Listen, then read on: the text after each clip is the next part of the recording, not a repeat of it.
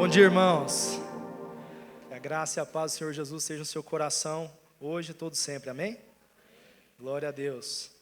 Queria já a gente ir direto para a palavra, mas antes disso, a gente orar. Você orou por mim, eu queria orar por você, só curva a sua cabeça.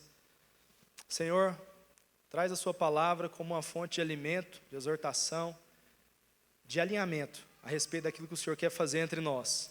Abra o nosso coração para receber da tua palavra. Em nome de Jesus, eu declaro que esse ambiente é cativo ao seu ensinamento. Que a palavra do Senhor, Pai, possa hoje penetrar o nosso coração, de uma forma que haja discernimento a respeito do que o Senhor quer falar, em nome de Jesus. Aleluia, glória a Deus. Queridos, eu intitulei essa palavra, O Espírito de Cristo e as Quatro Faces de Jesus. Nós temos 4 evangelhos, 3 deles sendo os 3 primeiros, que são evangelhos sinóticos, que têm uma mesma visão, uma mesma perspectiva a respeito de uma visão terrena sobre Jesus. E vem o livro de João, destoando de tudo, trazendo a visão do aspecto celestial de Cristo. No primeiro evangelho do livro de Mateus, Cristo é apresentado como rei e tendo uma face de leão. No livro de Marcos, ele é o servo com a face do boi. No livro de Lucas, ele é o filho do homem com a face de homem. E no livro de João, ele é o filho de Deus com a face da águia.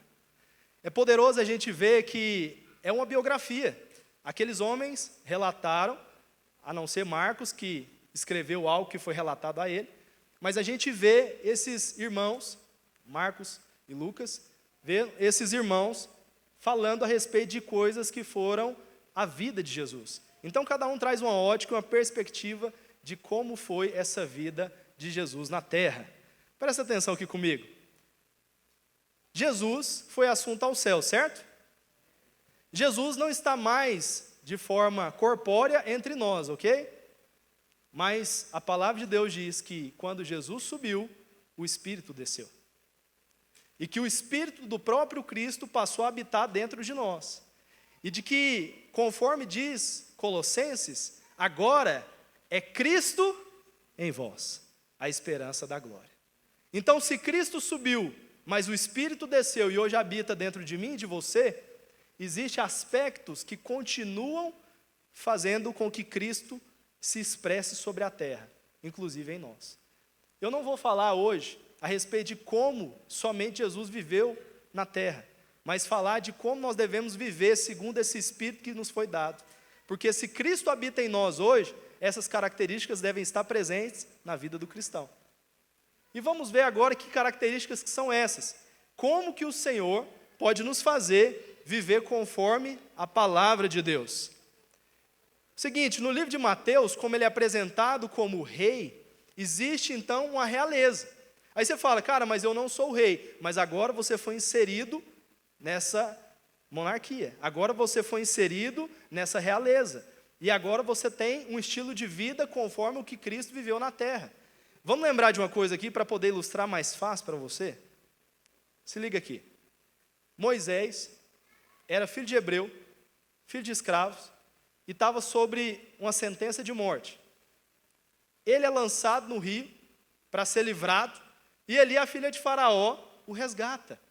E aí aquele ser, aquele homem, aquele cara que naquele momento era só um bebê, é inserido na casa aonde ele não tinha perspectiva nenhuma de como viveria ali, mas ele foi criado segundo aqueles costumes.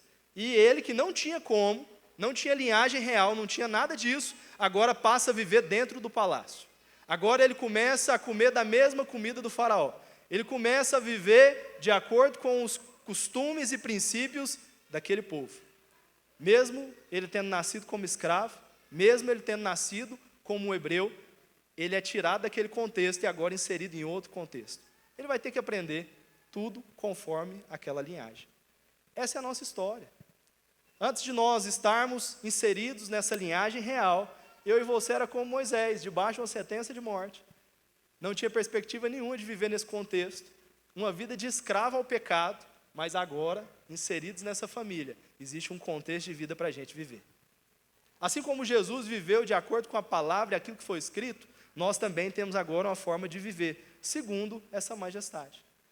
Como que o povo de Deus vive? Como que o povo de Deus se relaciona com outras pessoas, como que nós andamos? Qual que é a nossa estirpe a partir de então? Será que um rei decide fazer o que quer? Será que aquele que é filho do rei decide viver da forma que quer? Será que as pessoas que fazem parte da realeza podem dizer o que quiser? Podem comer onde quiser? Podem andar onde quiser? Com certeza não. É até estranho, vira notícia quando você vê algum tipo de pessoa que faz parte da realeza fazer alguma coisa que não é de costume deles. Então, assim como eu fico lembrando que quando você se converteu e você começava a fazer algumas coisas que não fazia parte do seu contexto inserido agora, a primeira coisa que as pessoas falavam é o quê? Ué, mas você não é crente? E você está fazendo isso? Ué, mas você não é crente e você está falando desse jeito? Ué, mas você não é crente e você está participando disso aqui? Porque as pessoas não acham que é normal você que agora foi inserido nesse lugar fazer as mesmas coisas que as pessoas comuns fazem. É normal as pessoas repararem agora que você foi inserido em um outro contexto. E nós devemos trazer esse coração sempre para a nossa igreja, lembrando a forma que nós devemos caminhar. Sempre trazendo um aspecto de como que nós devemos andar. Porque agora inseridos e vivendo de acordo com essa face de Cristo, que o Espírito Santo, que é o Espírito de Cristo que habita em nós, Jesus não andou de qualquer maneira. Jesus não fez qualquer coisa. Jesus não cumpriu nem a sua própria agenda, ele cumpriu a agenda de Deus. Então presta atenção em algo. Quando nós falamos a respeito de perdão, por exemplo, quando a gente fala de perdão, não é o perdão segundo como você consegue perdoar. Quando nós falarmos de amor, não é o amor que você consegue amar. Quando nós falarmos de santidade, não é a santidade que você acha que tem que ter. É segunda de Cristo. Se é Cristo em vós, não é o vosso amor, é o amor de Deus. Se é Cristo em vós, não é o vosso perdão, é o perdão de Cristo. Lembra que Pedrão perguntou para Jesus e falou assim: Jesus, até quantas vezes eu devo perdoar? É 7 vezes? E aí Jesus vira para ele e fala o quê? Não, até 70 vezes 7. Jesus poderia ter usado qualquer outro tipo de número, mas ele falou 70 vezes 7. Sabia que isso faz uma alusão às 70 semanas de Daniel? Nas 70 semanas de Daniel, você vê que fala que ia se cumprir até que o perdão fosse completo, até que não houvesse iniquidade. Então o perdão de Cristo é completo, perdoar até que não haja ofensa. Então Pedro falou, eu vou perdoar, mas qual que é o limite? O limite é até que não haja mais ofensas para se perdoar. Você vai perdoar até aí. Então quando você vê o aspecto de Cristo sendo inserido dentro de nós, e quando você para de ter essa ótica natural, e começa a olhar para que como que eu devo caminhar? Eu devo caminhar segundo aquilo que eu acredito, segundo aquilo que eu acho, segundo quem eu sou, segundo a maneira que eu penso, ou segundo o que a palavra de Deus me manda ser. Quando você pensar em amor, não é o seu amor limitado, carnal. Não é o seu amor que tem prazo de validade. É o amor que a palavra nos menciona de que é o verdadeiro amor. O amor que tudo suporta. O amor que não se ufana. O amor que não procura seus próprios interesses. O amor que não se acaba. Quando você falar que ama a sua esposa, lembra que não tem que ser o seu amor, tem que ser o amor de Cristo. Esse amor não se acaba. Quando você falar que você ama o seu marido, lembra que esse amor não se acaba. Quando você falar que vai perdoar alguém, perdoa por completo, assim como Jesus perdoou. Quando você for falar de santidade, não ache que a santidade é aquilo que você consegue fazer. Não, santidade é aquilo que a palavra diz que é santidade. O Senhor nos fará santo. O Senhor nos fez santo, o Senhor nos santifica. Então, a partir do momento que você muda a sua ótica e começa a viver na ótica de Cristo, aquilo que é limitado aos seus olhos, aquilo que é limitado, a partir do momento que você tenta viver, você não consegue, agora você vai começar a viver segundo o Espírito. Ninguém de nós vamos conhecer uns aos outros segundo a carne. Nós vivemos agora a vida do Espírito. Dentro disso não há limitações. Eu quero te contar uma coisa. A partir do momento que nós nascemos segundo um pai terreno, segundo uma mãe terrena. Talvez você aprendeu como amar, talvez você aprendeu como perdoar, talvez você aprendeu a respeito de coisas que a sociedade ensina. Posso te falar? Seu pai, sua mãe, todos eles são caídos. Todos eles têm prazo de validade, todas as suas emoções são limitadas.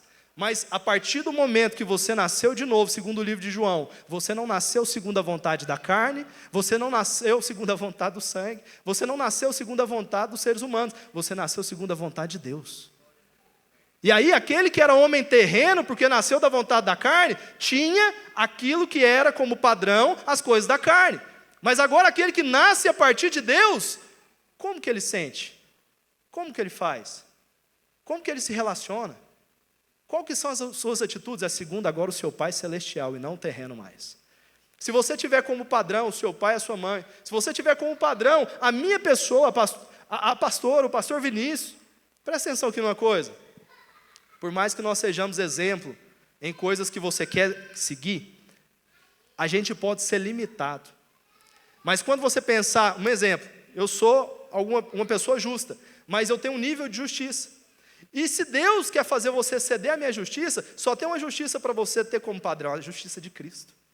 Ela excede a minha, ela excede a deles, ela excede a dos seus pais. Quando você olhar para a de Cristo, ela é o crivo, não é a nossa. Quando você olhar para irmãos ao seu redor e você falar, meu Deus, esse é o padrão, talvez você não ache alguém tão maduro para olhar e se espelhar, e essas pessoas estão te rodeando. Aí você fala, uai, mas como é que eu vou ser melhor se as pessoas que me rodeiam não são tão boas assim? Seu padrão não são elas, é Cristo. Se você quer botar um sarrafo, coloca lá em cima. Esse é o sarrafo. É lá que você vai medir quando você pensar nessas coisas. E segundo esse tipo que você é gerado agora, você vai andar nessa caminhada olhando para Ele. A contemplação, estar diante dEle, olhar para quem Ele é o que faz você sempre procurar avançar. Quando você olha para pessoas e se nivela por aqueles que estão ao seu redor, cara, pode ser que o seu nível já está igual deles, mas não é esse nível que Cristo quer que nós cheguemos. Há uma estatura do varão perfeito para a gente alcançar. E de glória em glória o Senhor nos transformará à imagem do seu Filho. Você compreende isso? Amém? Quando você pensar nessas coisas, então, lembra, não é segundo aquilo que você tem como padrão na terra, agora é o padrão do céu.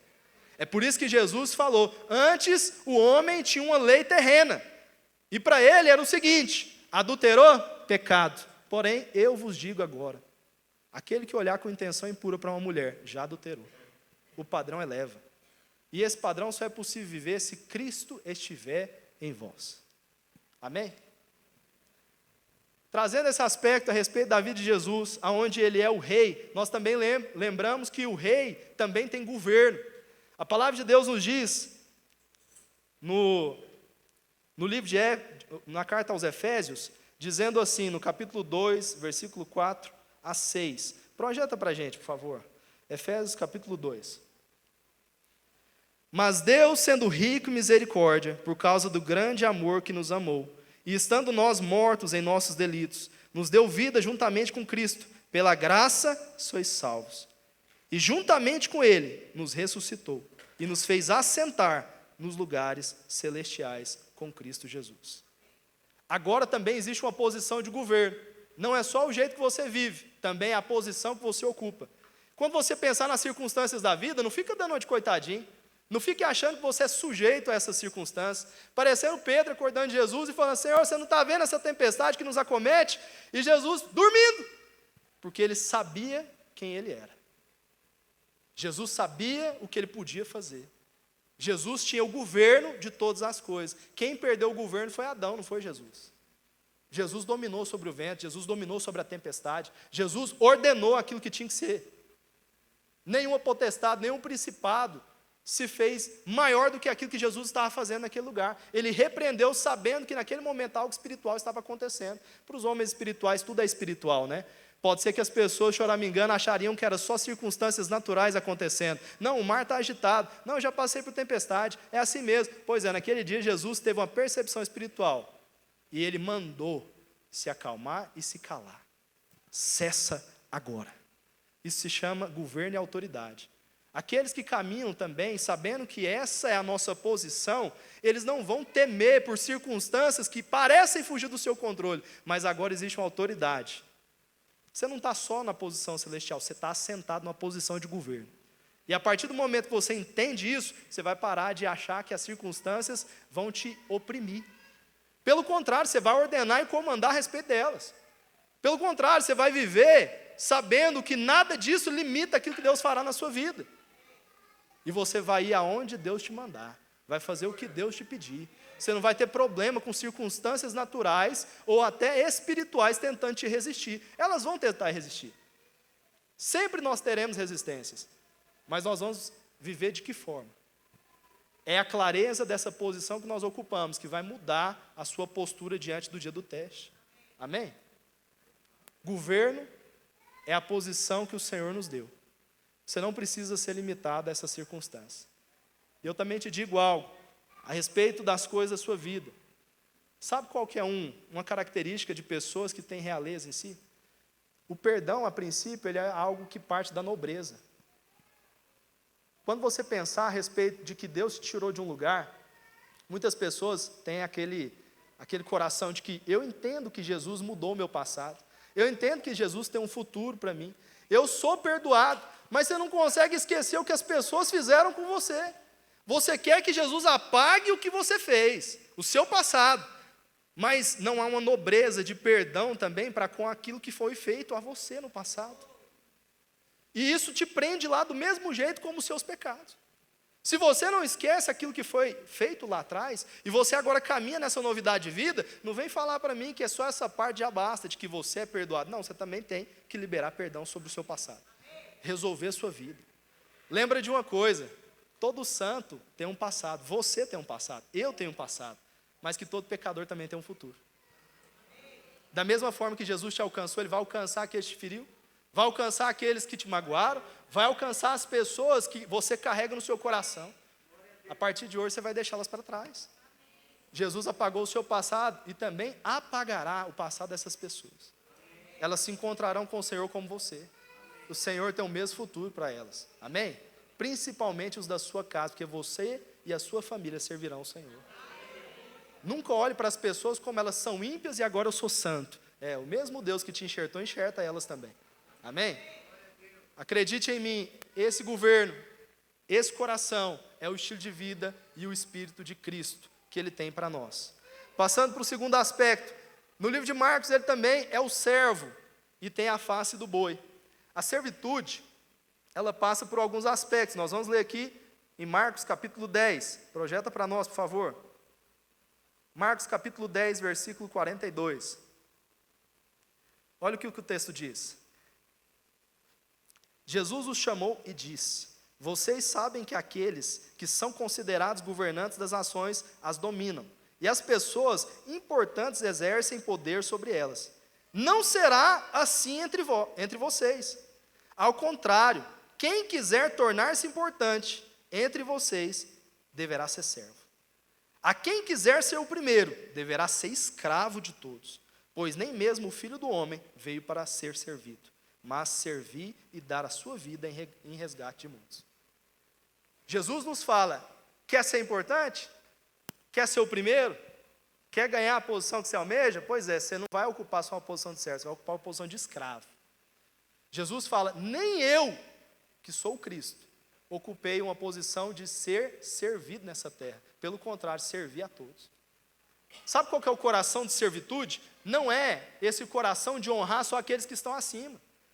Às vezes você fica pensando, fala, cara, quando eu honro meu pastor, quando eu honro meus pais, presta atenção, olha o tanto que é fácil quando a sua mãe ou o seu pai te pede algo, ele já tem autoridade sobre a sua vida. E quando seu irmão pede? Você fala, rapaz, vai lá você, folgado. Porque ele está no mesmo nível, e você não quer submeter, porque isso é humilhação, eu estou aqui no meu canto, vai me pedir uma coisa? Está entendendo? Mas quando você olha para o seu pai, para a sua mãe, você fala, não, eu já tenho que me sujeitar a essa autoridade. Assim também acontece no corpo de Cristo. Para os apóstolos era fácil submeter a Jesus, ele era o Cristo. Mas e quando Jesus fosse embora? Como que seria entre eles? Como que eles iam se relacionar se não houvesse esse coração de considerar os outros superiores a eles? Se não houvesse esse coração de servir o ministério uns dos outros? Se não houvesse esse coração de que eles pudessem viver em comunhão, sabendo que agora, e agora? Quem que vai ser o líder entre nós? Não, nós somos os apóstolos do Cordeiro, nós vamos viver aqui servindo uns aos outros. Nosso coração é de servir uns aos outros. A servitude, quando ela é para cima, ela é fácil. E tem gente que pode até servir procurando benefício. Mas também, aqueles que se humilham a servir aqueles que estão abaixo, esses têm o Espírito de Cristo. Jesus pegou o Pedrão, pegou os discípulos, pegou os 12 e falou assim, eu vou lavar seus pés. Eu vou honrar vocês. Eu vou abrir portas para vocês. Eu vou dar tudo que eu tenho para vocês. Jesus falou, vocês vão fazer obras maiores que eu faço. O coração de Jesus era, vocês vão além de mim. Jesus deu tudo que ele tinha para aqueles que estavam abaixo. Ele honrou o Pai e honrou os que estavam abaixo. Honrou até as autoridades da terra. honrou aqueles que poderiam ser de qualquer tipo. Esse era o coração de Jesus, servir a todos, sem olhar quem. Então, quando você estiver aqui no nosso meio, que você tiver incumbência de fazer algo, não se importe a quem você está servindo, se importe para quem você está fazendo. Se é para o Senhor, não importa se é para o Zezinho ou se é para o pastor Vinícius. Você vai fazer porque é para Deus. E com o mesmo coração, com a mesma intensidade. Quantas vezes eu não me policiei perguntando para mim mesmo, cara, se não fosse o pastor Vinícius me pedindo isso, será que eu faria? Será que se não fosse essa circunstância, eu faria? Já teve vezes que, enquanto eu tinha esse momento de maturidade, teve coisa que eu fiz para ele e neguei para minha esposa. Eu falei, meu Deus, eu estou errado, Jesus. Mas aí eu fiquei pensando, as pessoas que têm maior intimidade conosco, às vezes são as que mais ouvem não, né? A gente diz mais não para a esposa, a gente diz mais não para as pessoas mais próximas, a gente diz não mais para as pessoas que são íntimas, porque você tem liberdade, porque às vezes você não quer fazer. Só que a servitude das pessoas que estão próximas a nós, elas são as mais importantes. A pessoa que eu deveria sempre ter um sim na minha boca era para minha esposa. Sempre. Pode ser que eu esperei ela por horas. Na hora que ela chegar no carro, o pau vai quebrar, meu irmão. E se o Vinícius entra, eu falo, que isso, tá tudo de boa, eu estava tranquilo aqui.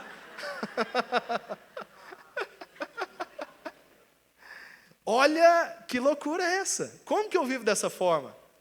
Em vez de falar, minha esposa amada e querida, você poderia ter demorado mais 2 horas que eu estaria aqui ansioso, te esperando. Dai-me esse coração, Jesus.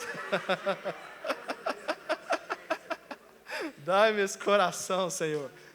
Porque aí você vai ver o quanto essas pessoas vão mudar a sua ótica a seu respeito. Seu marido vai te enxergar de outra forma, sua esposa vai te enxergar de outra forma. As pessoas que merecem mais paciência são as que mais convivem conosco. Possa ter certeza disso. Não é porque nós temos a liberdade de dizer o não que nós temos que dizer o não. É aí que você mata a sua carne e faz o que tem que ser feito. Amém? Glória a Deus. Aleluia. Então a servitude, ela parte do princípio de que é para Deus e não para quem você está vendo. Tenha o coração de servir os irmãos que estão no mesmo nível que você. As pessoas que você lidera, as pessoas que fazem parte do seu convívio, as pessoas que elas devem até submissão a você, às vezes você é patrão. Você entra na empresa e fala, rapaz, todo mundo aqui tem que fazer o que eu mando. Começa a servir os seus funcionários. Começa a ter um coração para com eles. Começa a ter um espírito de que você quer promovê-los, de que você quer ver eles melhores, prosperando. Você vai ver o quanto essas pessoas vão querer entregar a vida pela sua causa. Eles vão fazer da sua empresa próspera. Eles vão querer fazer tudo por você. Porque há um coração de gratidão. Entenda algo. Amar quem nos ama é fácil. Difícil é amar quem você não tem certeza se ele te ama. Essas pessoas vão encontrar amor nisso. E olha o tanto que a palavra de Deus é maravilhosa. Presta atenção em algo aqui. Na ótica de Deus, maior quem? O que serve. Mas na posição da ótica humana, ele é menor. Pois é, para Deus ele é o maior. O rico é que é pobre. E o pobre é que é rico para com Deus. O forte, ele é fraco. E o fraco é forte diante de Deus. O último se torna o primeiro. E o humilhado é que é exaltado. Sabe o que eu faço? Para compreender tudo isso, eu lembro de um livro. E no final, a frase que mais marca a gente é: o reino é de ponta cabeça. Os valores do mundo não são os valores de Deus. Como que o humilhado é que é exaltado?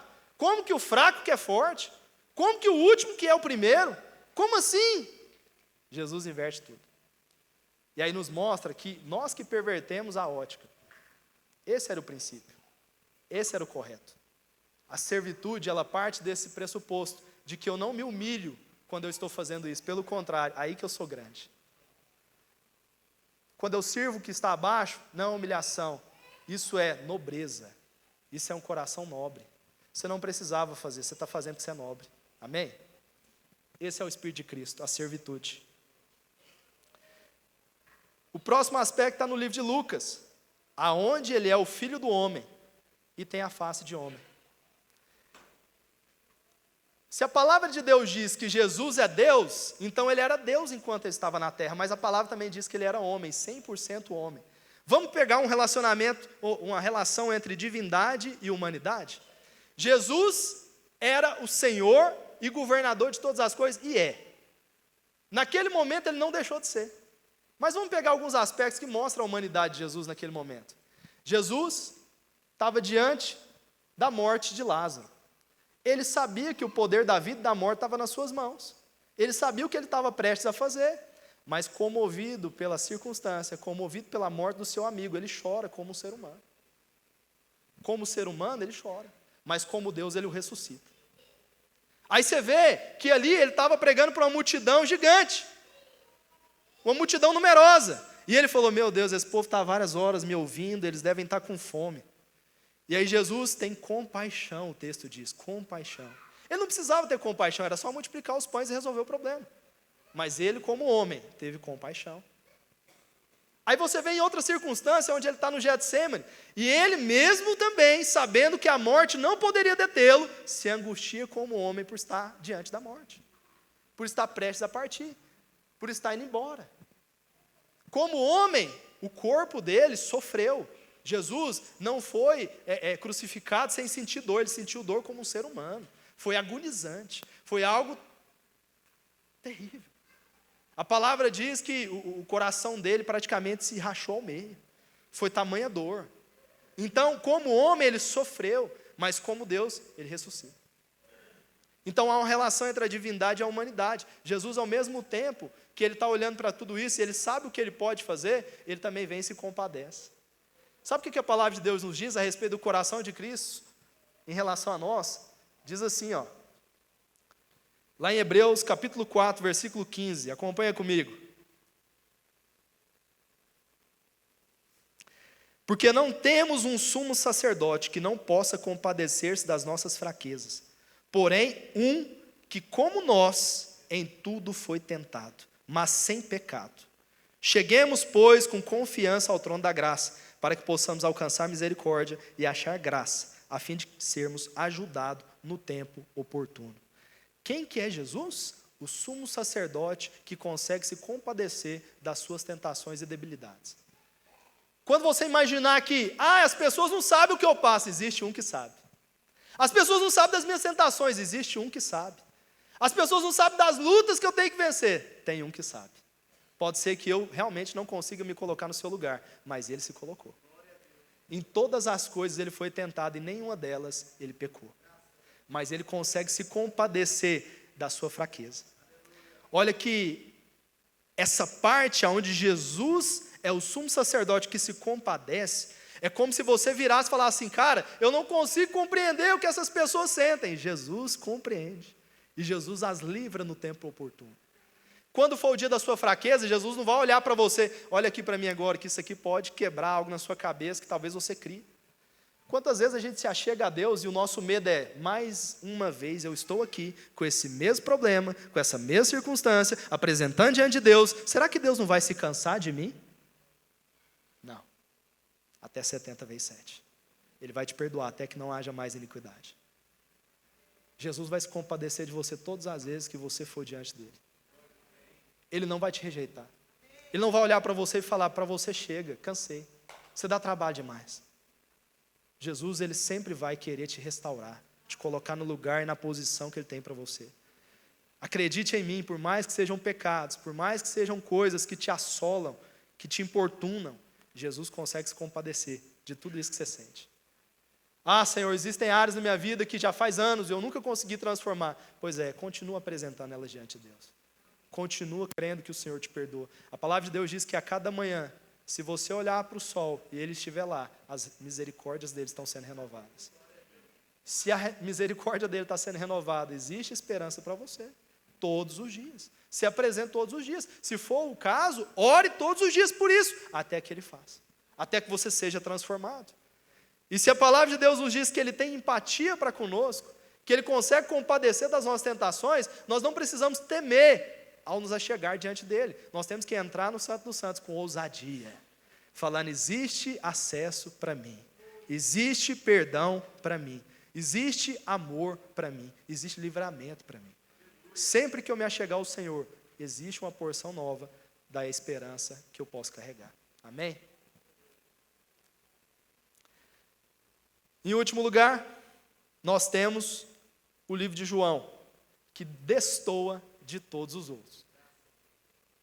Os 3 primeiros relatam do aspecto terreno de Jesus, mas esse não. Esse mostra que ele era Deus. Esse mostra que ele não tinha nada a ver com homens dessa terra. Esse mostra a divindade que era Jesus. Mostrando esse aspecto, a gente vê a face da águia, porque ele veio do céu e a sua habitação não é feita na terra. Sabe o que olha aqui que diz um texto para você compreender o porquê que essa face de águia é tão poderosa. Mas antes disso, eu queria só... Eu ia ler algo com você, mas deixa para lá. Vamos para o livro de Jó, capítulo 39. Olha o que a palavra de Deus diz a respeito da águia. Talvez a versão vai ser diferente. Será que a águia espera que você dê ordem a fim de que ela faça o seu ninho lá no alto? Ela mora nas pedras mais altas e no alto das rochas constrói o seu ninho seguro. Esse aspecto celestial demonstra aonde deve ser edificada a sua vida. Jesus não tinha morada na terra. Ele mesmo disse, o Filho do Homem não tem aonde nem reclinar a cabeça. Ele veio de Deus, ele voltou para Deus. Jesus só desceu para cumprir uma missão. Quando você olha para o aspecto da face da águia, você percebe que é um animal que não faz a sua morada na terra. Você nunca vai ver uma águia andando e ciscando como um pombo. Quantos aqui já viram uma águia fazendo isso? Perambulando como se a vida dela fosse na terra. A águia não, ela só desce com objetivo e depois volta. Olha o aspecto da águia. Onde que ela faz o seu ninho? No alto, na rocha. É lá que deve ser o seu lugar seguro, no alto, na rocha. Se você estiver edificando a sua vida aqui na terra, meu irmão, eu vou te falar algo. Seu coração vai se perder com as coisas dessa vida. Você vai perder o propósito da missão. Você vai se ludibriar, você vai se embaraçar com as coisas dessa vida, você não pode. Quando a águia desce, ela desce num voo rasante para cumprir seu objetivo. Pega a sua presa e vai embora. A gente não pode viver como se a gente fosse da terra, nós não somos. E se o Espírito de Cristo habita em nós, esse é o nosso espírito. O nosso foco é celestial. O nosso foco é aqui. O seu ninho não é aqui. A sua habitação é lá. É na rocha, é em Cristo. E se você não compreende isso, passa a compreender hoje. Se você antes estava fazendo da sua vida um prazer aqui nessa terra, esquece isso, meu irmão. Deus não te criou para ser pombo, não. Você é águia. Sua habitação é no céu. Seu refúgio é num lugar seguro, onde nenhum outro animal pode te alcançar. Essa é a face de Jesus. Sabe outro aspecto que é importante sobre a vida da águia? Isso nos mostra o quão isso é poderoso. A águia também, ela tem uma velocidade muito grande, é o animal mais veloz da terra. A águia real, ela pode chegar até 320 km só para cumprir o seu objetivo de pegar a presa. Ela pega a presa e sobe. Num voo rasante, onde a missão tem que ser concluída, ela pega a velocidade. Existem momentos que nós somos esse povo que está pairando. Mas existem momentos que nós temos que descer e cumprir uma missão. Nesse momento a gente pega a velocidade. Jesus foi veloz no cumprimento do seu propósito. Ele estava num voo rasante até os 30 anos. Mas em 3 anos, ele cumpriu um propósito e partiu. Imagina você ser tão fiel ao cumprimento do propósito, ser tão objetivo e focado naquilo que Deus está te pedindo, que em 2 anos ele te pega e te leva. Não tem mais nada para você fazer, você cumpriu. Será quanto tempo Deus precisa para que a gente acelere o passo? A águia tem a sua velocidade para cumprir o objetivo. Não é sempre que nós estamos nessa velocidade, mas se tem uma missão para a gente cumprir, seja veloz no que você tem que fazer. Seja rápido. Seja rápido. Não fica brincando, achando que é qualquer coisa. Não, Jesus falou, começou, é agora, em 3 anos está cumprido. Vai acontecer. E Jesus cumpriu o seu propósito e voltou para a sua habitação. Sabe outro aspecto? A águia, e principalmente a águia real, os seus olhos são maiores, para que quando ela olhar para o seu objetivo, ela tem um foco maior. Só que os olhos dela são tão grandes, você sabe o que acontece? Ela não tem essa visão periférica que nós temos, às vezes só de girar o globo ocular. Para ela girar a sua visão e olhar para outro lugar, a cabeça tem que virar. Quem é o cabeça da igreja? Seus olhos não podem olhar para onde Ele não te direcionar. Sabe outro aspecto? Não é só o foco. A águia também consegue e tem a capacidade, Deus fez ela assim. Quando ela desce em alta velocidade, você sabe o que acontece? Uma terceira pálpebra vem e faz uma camada de proteção nos seus olhos, para que em alta velocidade ela não perca o foco. Existem coisas que o Senhor nos fez para viver, que tem hora que tem que acelerar. Tem hora que o objetivo tem que ser cumprido rápido. Você não pode brincar, você não pode vacilar, você não pode misturar com as coisas dessa vida. Você não pode achar que a sua vida é aqui. É igual eu falei, tem gente que desce, Deus te envia para uma missão e de repente você começa a brincar na missão. Achar que você pode curtir enquanto a missão está acontecendo. Não, mano, você está em missão. Deus te chamou para algo específico. Faz o que tem que ser feito. Jesus viveu como um homem na terra. Ele foi lá, carpinteiro, filho de José, filho de Maria, conviveu, brincou, se agitou. Na hora que chegou a hora séria de viver o propósito intenso de Deus, fala que o Filho do Homem não teve tempo nem mais para reclinar sua cabeça. A vida dele foi intensa. Jesus não perdeu a visão daquilo que ele tinha que fazer aqui na terra. Ele não perdeu o foco. Ele veio, cumpriu e partiu.